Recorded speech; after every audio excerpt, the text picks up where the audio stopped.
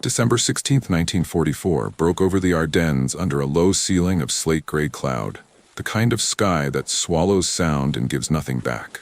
Snow drifted in slow, deliberate flakes, each one landing with the soft finality of a judge's gavel.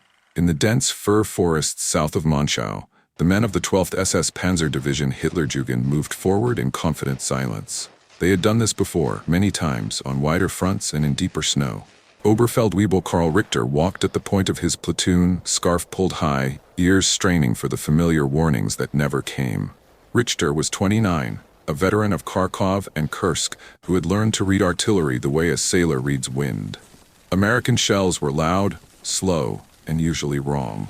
When you heard the whistle, you dropped flat, counted to 5, and the explosion wasted itself on frozen earth 20 or 30 meters away. Then you stood up and kept moving.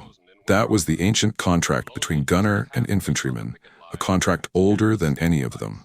Richter allowed himself the smallest tightening of the lips that passed for a smile in the Waffen-SS. Today, he thought, we will be drinking coffee in Liège by nightfall. 50 kilometers to the west, in a half-frozen apple orchard behind Elsenborn Ridge, Colonel Oscar Axelson stood beside a deuce-and-a-half truck and stared at a wooden crate the size of a footlocker. The stenciling on the lid had been deliberately faded with alcohol so that only someone who already knew what to look for could read the words. VT Fuse, top secret, do not open without written authorization from Commanding General, 1st Army. Axelson had not slept properly since December 12th. His 2nd Infantry Division was being unstitched along every seam. The morning situation map looked like a hemorrhage. The 99th Division shattered south of Monschau. The 106th losing 2 regiments in the Schnee Eifel, German spearheads already reported west of St. Vith. Reconnaissance pilots spoke of endless columns of Panthers and King Tigers grinding forward under camouflage netting, and every hour brought fresh rumors of Fallschirmjäger dropping behind American lines. Axelson's hands were so cold he could barely feel the Zippo when he tried to light another lucky strike that refused to catch. He looked again at the crate. Inside were 480 proximity fuses, the entire emergency reserve for 1st Army, each one worth more than a new Cadillac back home. For 2 years, the Navy and the British had been using them against aircraft over the Channel, but the Army had kept them locked away from ground combat. The official reason was simple and terrible. If even one dud landed intact in German hands, the Wehrmacht would copy the technology within months. Washington had been unambiguous. Ground use was forbidden under any circumstances. Axelson turned to his operations officer, Major Ted Greaves, who stood shivering beside him in an overcoat 2 sizes too large. Ted, if this ridge goes, there is no prepared line between here and the Meuse. You understand that? Greaves nodded slowly, eyes fixed on the crate as though it might bite him. Sir, you open that, and you're ending your career. Court-martial, Leavenworth, the whole show. Axelson gave a short, humorless laugh that came out as white vapor. I'm more worried about explaining to a court-martial why the United States Army lost Belgium because I was afraid of a piece of paper. He took the ammunition requisition form from Greaves, laid it on the hood of the Jeep, and signed his name with a carpenter's pencil that snapped in the cold.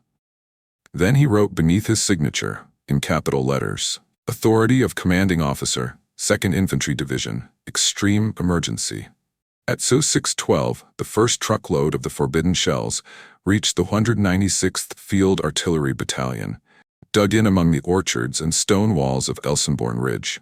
Sergeant Eli Rosenberg, a 24-year-old radio repairman from Flatbush Avenue, accepted the crates with the uneasy reverence usually reserved for nitroglycerin.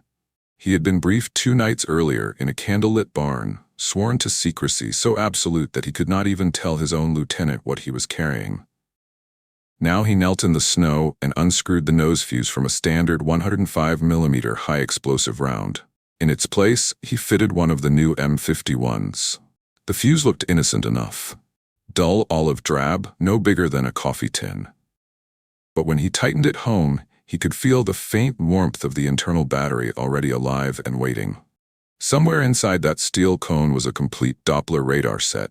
Transmitter, receiver, amplifier, and decision circuit. All built to survive 30,000 G-forces, and then wake up in flight and decide for itself when to kill. Rosenberg had helped test the early prototypes at Aberdeen. He had watched them detonate above water, above sand, above empty fields. He had never imagined he would watch one detonate above men. By 7:05, the leading companies of the 12th SS were pushing through the waist-deep snow of the Wallerscheid crossroads, exactly where American intelligence had predicted they would come. Richter's platoon moved in perfect bounds. 20 meters, drop, wait for the barrage that never arrived on time, rise again. They had perfected the art across the endless plains of Russia. The Americans always fired too soon or too late. Richter waved his men forward into a stand of towering firs whose branches sagged under fresh powder. Here the going was slower, but the trees would break up any observed fire. He felt almost relaxed. They waited for the whistle. It never came. Instead, high above the dark green canopy, there was a sequence of soft, almost polite sounds. Pop, pop, pop, pop, like someone opening bottles of champagne in heaven. Then the treetops erupted in white fire. The first shell detonated exactly 25 feet above Karl Richter's head. One instant the forest was silent. The next it became a sphere of steel traveling downward at twice the speed of sound. The fragments did not bury themselves uselessly in the frozen ground. They came in a perfect cone of death that scythed through pine branches, through greatcoats, through bone and cartilage and brain. Richter felt the blast wave punch him in the chest and hurl him backward into the snow. His ears filled with a high metallic ringing as though someone had struck a church bell inside his skull. He tried to roll into cover, but there was no cover. The explosion had come from the sky itself. All around him men were screaming in registers he had never heard before. Not the deep, guttural roars of ground bursts, but thin, animal keening that belonged to children waking from nightmares. Someone was shouting, "Luftminen, they're using aerial mines." Another voice, closer and breaking, "That can't be, it's not possible." Richter pushed himself to his knees and saw what the airburst had done. 23 men had entered the trees. 11 were already down, some missing arms, some missing faces, some simply gone except for red mist hanging in the cold air. The rest stood frozen, staring upward with mouths open, as though the clouds had declared war on them personally. A second salvo arrived before anyone could move. Again the soft champagne pops, again the white flowers blooming in sequence along the tree line. Shrapnel rattled through the branches like a hailstorm of razors. Richter threw himself behind a fallen log and felt the impacts drum across his helmet, ting ting ting ting, like a madman beating a steel drum. For the first time in 5 years of war, he understood that the log meant nothing. The trees meant nothing. Distance meant nothing. The Americans had found a way to turn the air itself into a weapon. 3 kilometers away, on the reverse slope of Elsenborn Ridge, Sergeant Rosenberg lowered his binoculars and discovered that his hands would not stop shaking. Through the lenses he had watched the treetops light up in perfect synchrony, had seen tiny figures hurled into the air like dolls. "Jesus, Mary and Joseph," he whispered. It actually worked on people. Colonel Axelson stood beside the forward observer team, coat unbuttoned despite the cold, listening to the radio. The forward observer's voice came back calm and clinical. "On target. Repeat. Devastating effect. Request fire for effect. Same coordinates." Axelson closed his eyes for a single second, then spoke into the handset with the flat finality of a man signing a death warrant. "Fire for effect. Give them everything we have."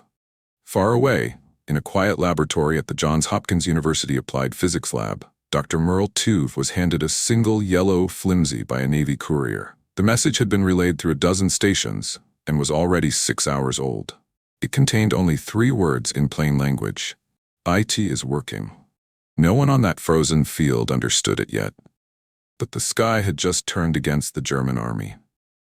To understand what happened above the Ardennes that morning, you have to go back 4 years, to a quiet campus in Maryland where a handful of physicists were asked to do something that sounded like science fiction. Build a radio small enough to fit inside an artillery shell, rugged enough to survive being fired from a cannon, and smart enough to know when it was close to something it could kill. In the spring of 1940, the British Tizard mission arrived in Washington, carrying a trunk full of secrets. Among them was a desperate plea. German bombers were tearing London apart every night. and the Royal Navy was losing convoys faster than ships could be built. The proximity fuse, then still called the VT for variable time, was little more than a sketch on a napkin. The Americans took one look and decided it might be the single most important invention of the war. They gave it to Section T of the newly created Office of Scientific Research and Development, housed in a cluster of red brick buildings at Johns Hopkins that no one outside the project could ever find on a map. The leader was Merle Tuve, a soft-spoken geophysicist from South Dakota who wore bow ties and looked more like a high school principal than the man who would change warfare forever. Tuve assembled a team of misfits, radio engineers who had never heard a gun fired in anger, vacuum tube wizards poached from RCA, women mathematicians fresh out of Vassar and Smith who could calculate Doppler curves faster than most men could light a cigarette. They worked in absolute secrecy. Guards at the gate carried orders to shoot anyone who tried to leave with notes in their pockets. The problems were insane. A proximity fuse had to do 4 impossible things at once. First, it had to generate its own electricity the instant the shell left the barrel. No wires, no batteries that could be crushed by acceleration. Second, it had to withstand 30,000 times the force of gravity without the glass vacuum tubes shattering into powder. Third, it had to transmit a radio beam, receive the echo, and decide, all in a fraction of a second, whether that echo was ground, tree, or airplane. Fourth, it had to do all of this while spinning at 200 revolutions per second in total darkness. They solved the power problem with a glass ampoule of electrolyte that broke on firing and splashed across wet cell plates, an idea stolen from a German torpedo. They solved the shock problem by encasing every tube in sponge rubber and pouring the whole assembly in plastic resin so thick it looked like amber. They solved the decision problem with a tiny thyratron tube, no bigger than a 3006 cartridge, that acted as the world's first battlefield computer. When the returning Doppler signal reached the right frequency, the thyratron flashed over and sent current to the detonator. There was no human in the loop. The fuse decided for itself. By late 1942, the first production models were rolling off secret lines at Sylvania and RCA. They were tested against drone aircraft over the Potomac and achieved kill rates that made admirals weep with relief. On January 5, 1943, the cruiser USS Helena used proximity-fused 5-inch shells to shoot down a Japanese Val dive bomber at night in the Solomon Islands, the first confirmed kill by a thinking weapon. The Navy immediately classified everything and begged for every fuse that could be made. The Army, however, said no. Ground combat was different. Shells fired at troops sometimes failed to explode. A single dud with an intact fuse falling into Russian or German hands could lose the war in 6 months. General Eisenhower himself signed the order. Proximity fuses would be restricted to anti-aircraft use over water, where duds would sink harmlessly to the bottom of the sea. Merle Tuve argued until he was hoarse. He knew the fuse worked just as well against soldiers in the open. He had personally watched tests in which a single 90mm round detonated 30 feet above a mock German platoon and shredded every mannequin for 50 yards in every direction. But the decision stood. The crates were sealed, stamped, and stored in guarded depots from Fort Benning to the Presque Isle Army Air Base. Thousands of fuses sat idle, while young men died under inaccurate time-fused barrages in Sicily. At Anzio, in the hedgerows of Normandy. By December 1944, the stockpile had grown to nearly 2 million units. They were still forbidden on land. Yet something had begun to change in the minds of certain officers. In November, during the grim slog through the Hurtgen forest, a young major named John Walker smuggled 6 experimental rounds to a battery of 155s and used them against a German counterattack. The results were so horrific that the after-action report was immediately classified and buried. Walker was threatened with court-martial, then quietly promoted and told to forget the entire incident. The word spread anyway, in whispers. There was a new shell that killed from the sky, and it worked better than anything the world had ever seen. Back in the Ardennes, on the night of December 16th, Colonel Oscar Axelson knew none of the history. He only knew that his division was dying and that the crates in his orchard contained something that might keep it alive. When he broke the seals that morning, he was not the first to disobey the order. But he was the first to do it on a scale large enough to matter.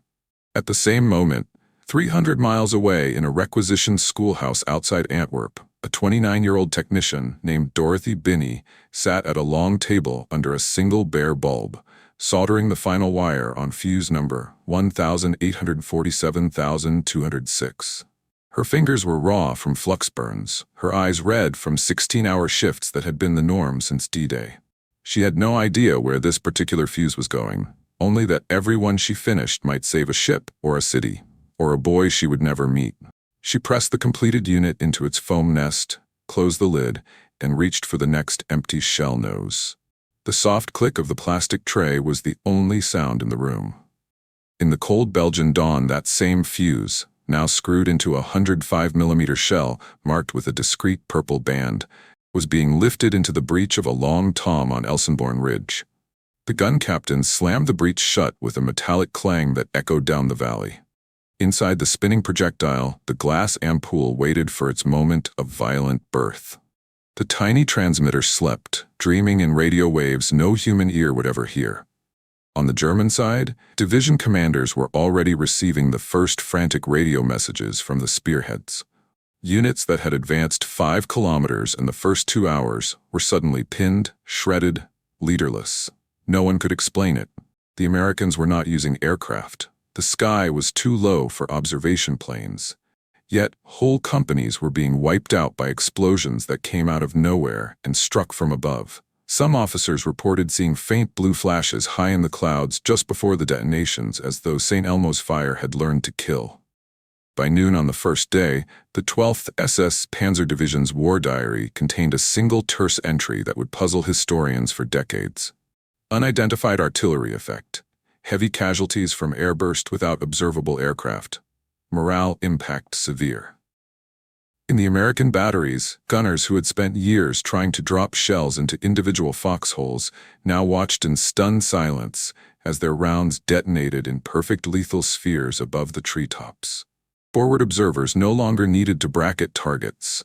They simply called airburst, repeat airburst, and watched entire German assaults dissolve. One lieutenant was heard to say, almost reverently, "It's like the shell knows where they are." Merle Tuve received a second coded message that afternoon. This one was longer, relayed through 1st Army headquarters, and signed by a name he did not recognize. Axelson, it read, "Employed 480 rounds your product against enemy infantry this morning. Stop. Effect beyond all expectation. Stop. Request immediate shipment. All available stocks. Stop. God bless you and your people." Tuve sat down at his desk, put his head in his hands, and cried without sound for the first time since the project began. He knew what he had built. He had always known. But knowing and seeing were different countries. In the frozen Ardennes, the fuses kept flying. Each one carried its tiny radar heart into the sky, searched for the reflected pulse of human bodies below, and made its cold, irreversible decision. There was no hesitation circuit, no appeal. When the Doppler note was right, the thyrotron flashed, the detonator spoke, and another 100 lives ended in a sphere of steel rain. They had built a fuse that could think, and soon it would begin to kill. By the second day of the offensive, December 17th, the German command structure was already bleeding confusion. Radio traffic from the forward regiments carried a new note, not the usual clipped efficiency of the Wehrmacht, but something ragged, almost pleading. Company commanders who had begun the attack expecting to be inside American artillery range by noon were instead reporting that their lead platoons had been annihilated from the air without a single enemy aircraft in sight. No one used the word panic yet, but the silences between transmissions grew longer. In the dark pine woods east of Roscherath-Krinkelt, Lieutenant Helmut Koenig of the 3rd Fallschirmjäger Division tried to make sense of what he was seeing. Koenig was 26, holder of the Knight's Cross for Crete, a man who had once held a hillside against an entire British brigade with nothing but a platoon and bad luck. Now he crouched behind a shattered ammunition cart and watched his company die in pieces. They had been advancing in standard dispersed formation, 50-meter intervals, using the trees for cover. The first salvo arrived without warning. Not the rising scream of normal shells, but a swift, almost polite rushing sound, followed by a string of soft cracks high overhead. Then the air filled with steel bees.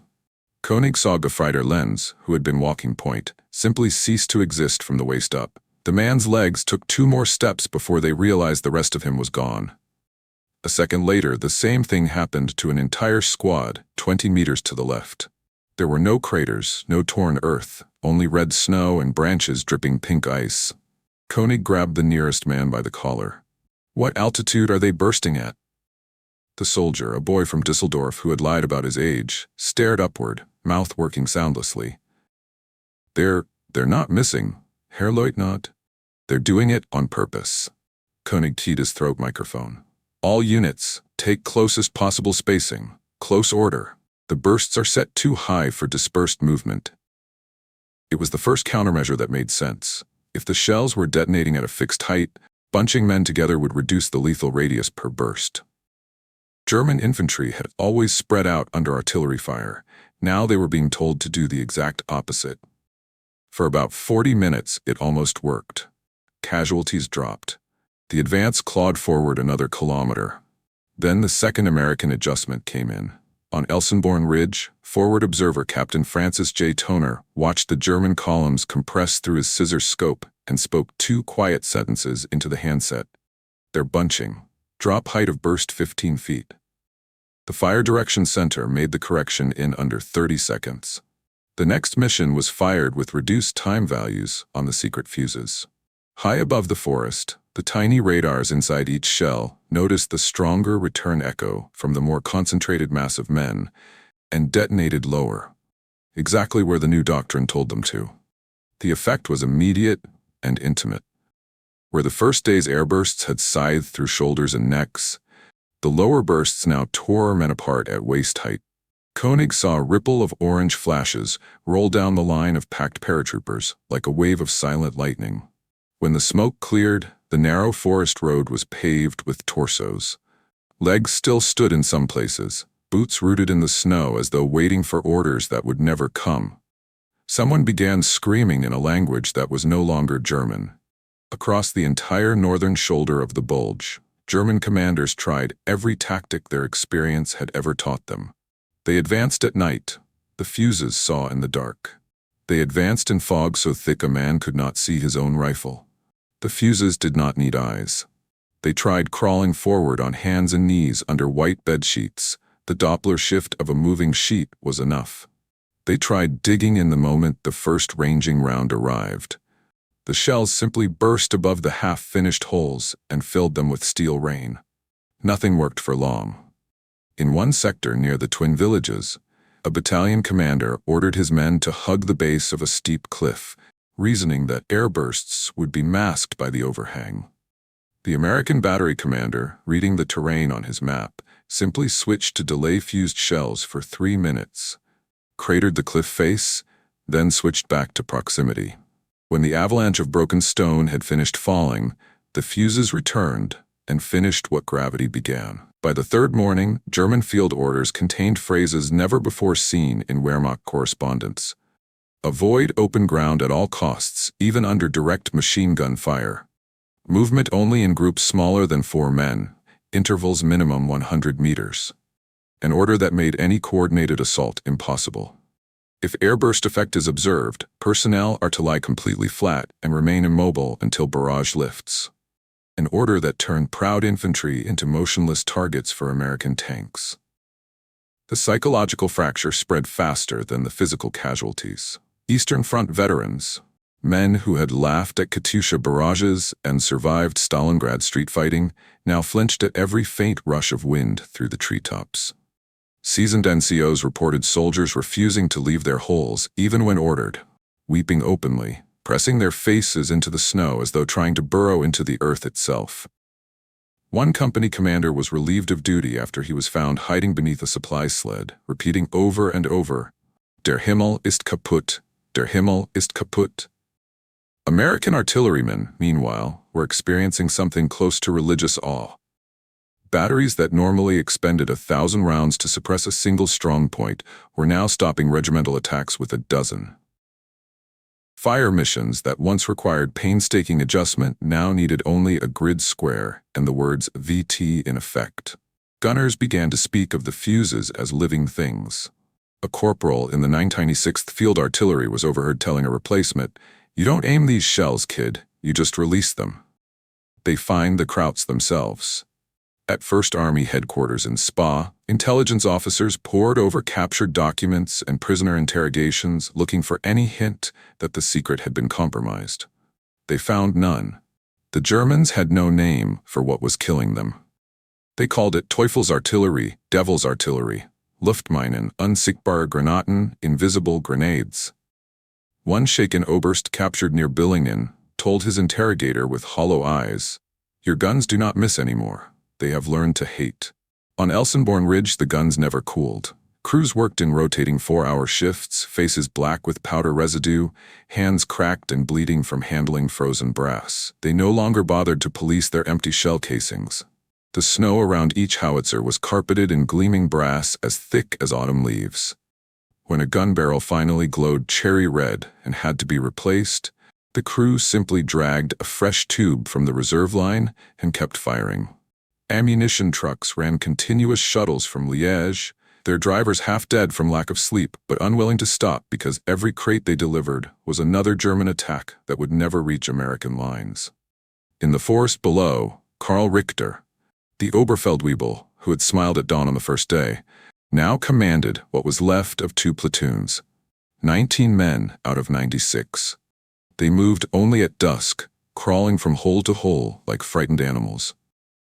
Richter no longer recognized his own voice when he gave orders. That evening, he gathered the survivors under a shattered oak and told them the truth none of them wanted to hear. The Americans have made the sky into a minefield. There is no countermeasure.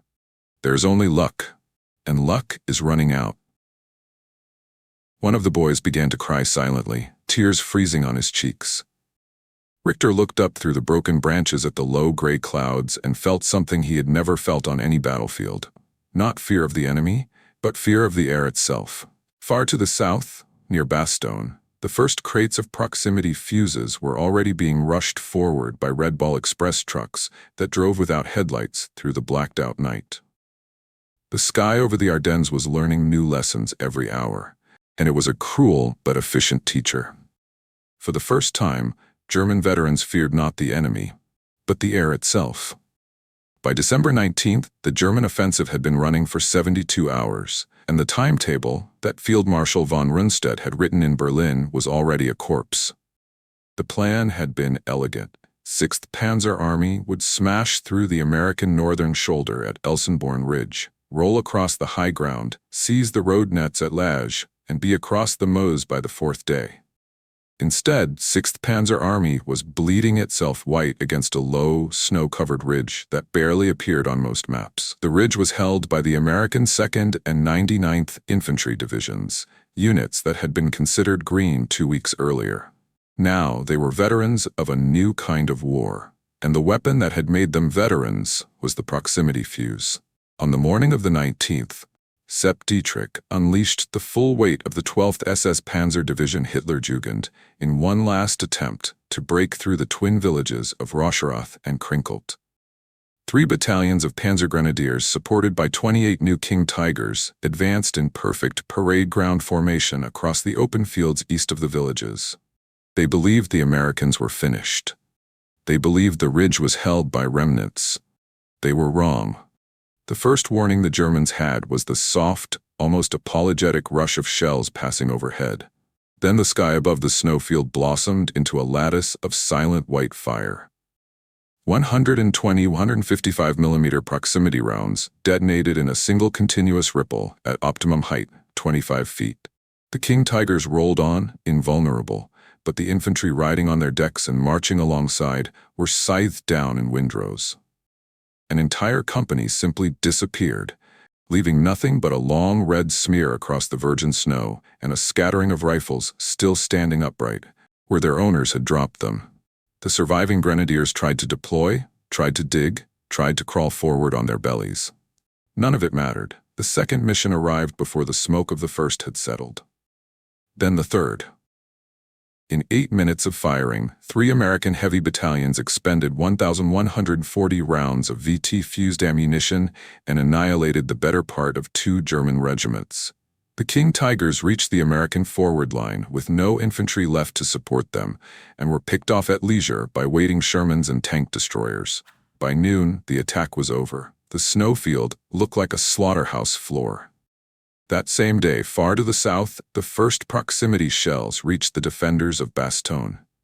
The 101st Airborne Division had been surrounded since the 19th. German artillery and Nebelwerfer rockets had been pounding the town for days, but the paratroopers inside the perimeter still held.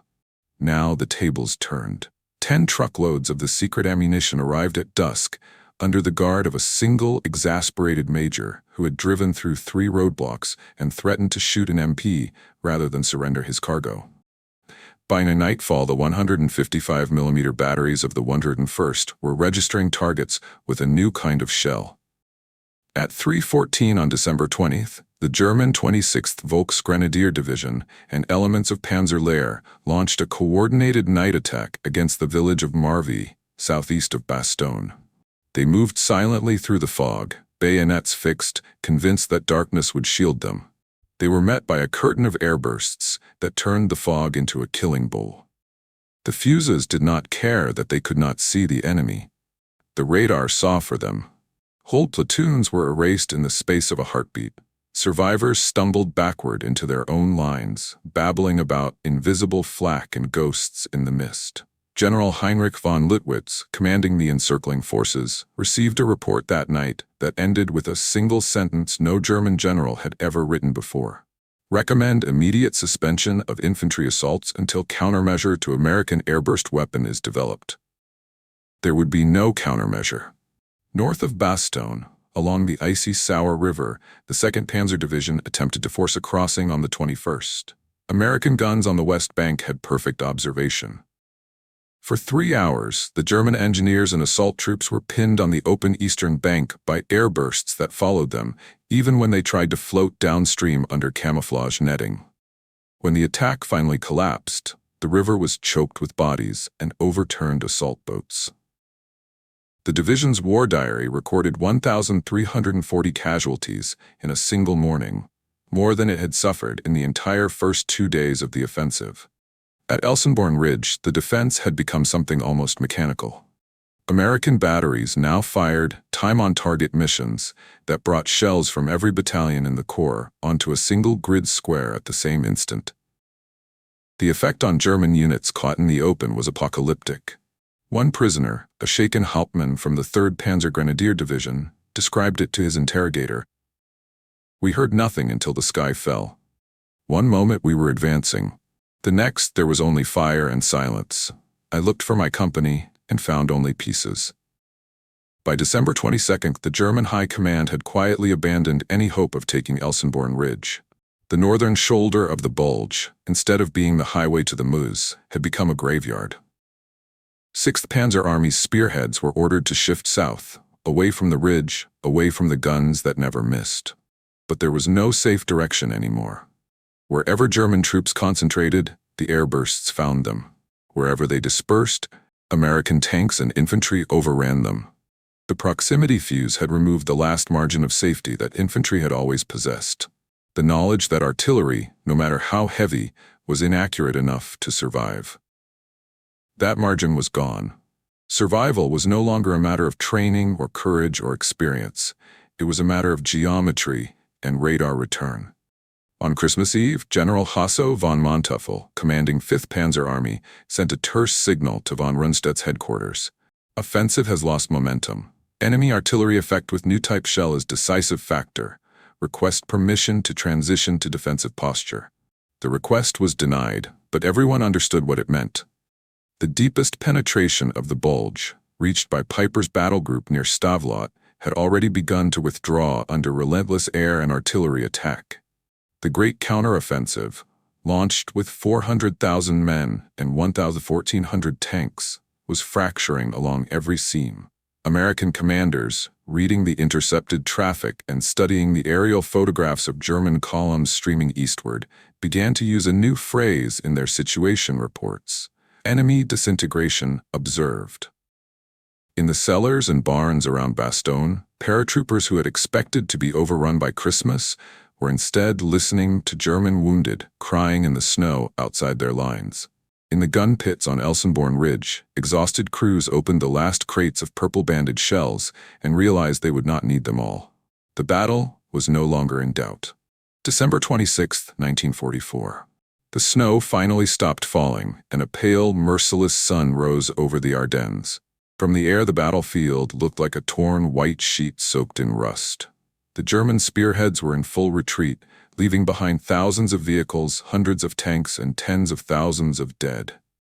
The greatest gamble of the war in the West had lasted 10 days.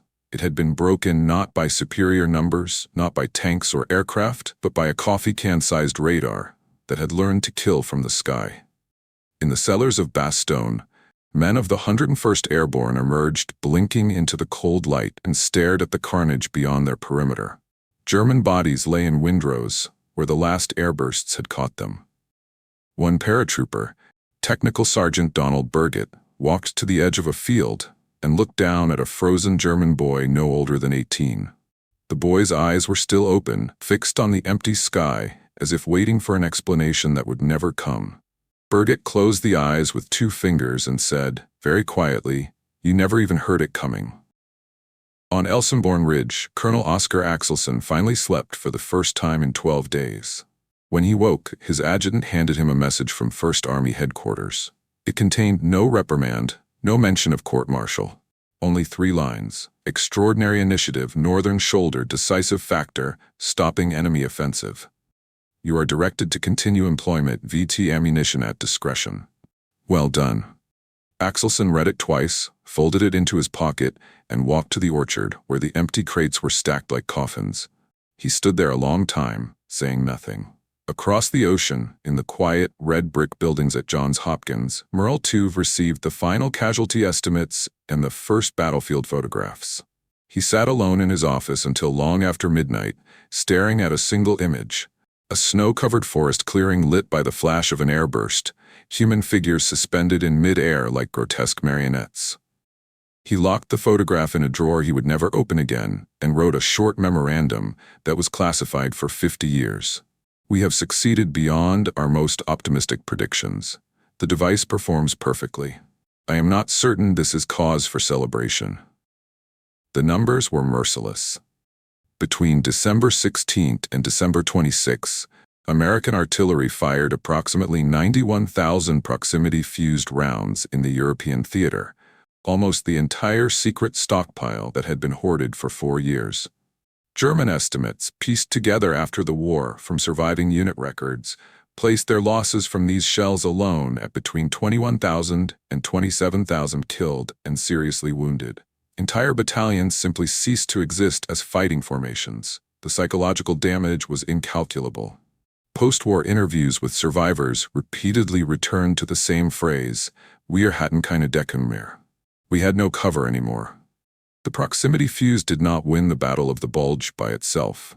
Patton's relief of Bastogne, the clearing weather that unleashed Allied air power, the stubborn defense of every road junction, all mattered.